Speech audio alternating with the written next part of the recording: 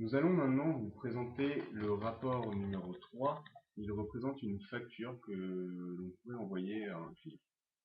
Alors, il est composé de nos coordonnées, en haut à gauche, de la date d'émission de la facture en haut à droite, suivi d'un récapitulatif de la vente, donc composé d'informations clients, d'informations vendeurs, ainsi que quelques informations telles que le numéro de la facture et le mode de règlement. Et enfin, un récapitulatif du nombre d'articles commandés en fonction du type de cette désignation qui récapitule le chiffre d'affaires de chacun.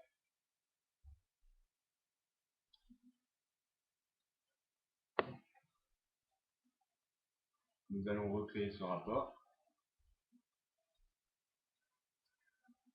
Donc, en ce qui concerne la première requête, qui nous permet de faire le récapitulatif client, nous allons choisir le numéro de la facture, le mode de règlement de la facture, ainsi que sa date d'émission dans le dossier BO facture, sans oublier le service client. Enfin, dans BO client, nous choisissons le SIRET, son nom, son adresse complète, son code postal, sa ville. Puis, dans BO employé, il nous faut le numéro de l'employé, tout simplement. Puis, un petit filtre sur le SIRET du client, afin de faire un affichage de facture par client. Nous avons choisi le SIRET ici pour bien distinguer un client d'un autre, car plusieurs clients peuvent avoir le même nom.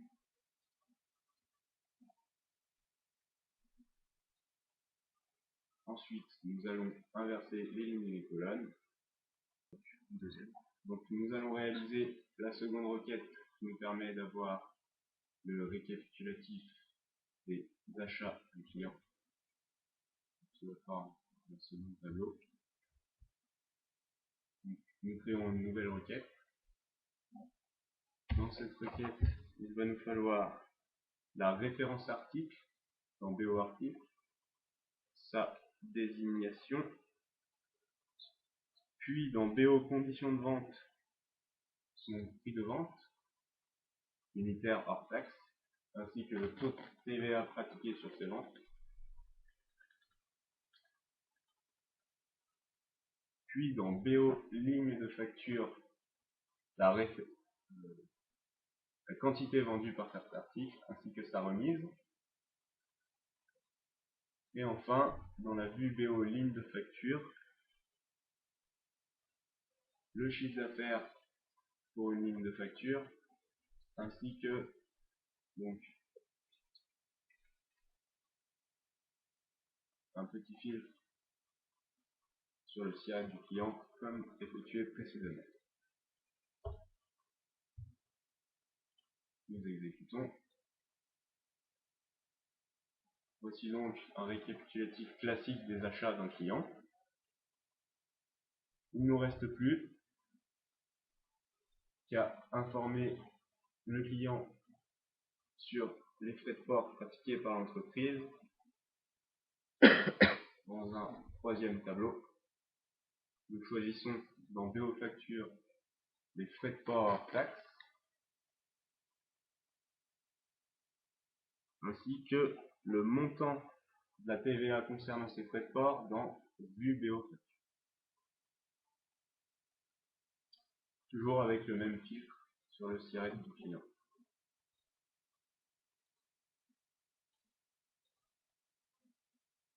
Oui.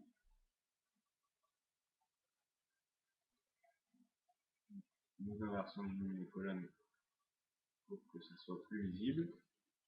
Et un dernier petit tableau qui récapitulera la TVA concernant cette facture.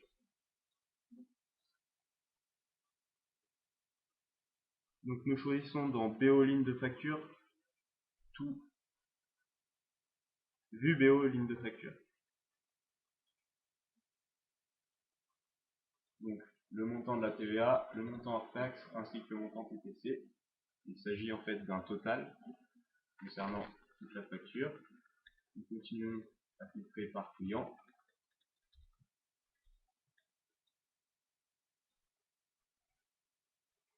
En n'oubliant pas d'inverser les lignes et les colonnes.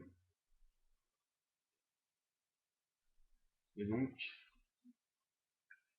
voici la facture finalisée qui ressemble au rapport que nous avons présenté au début de cette séance, sans les mises en forme.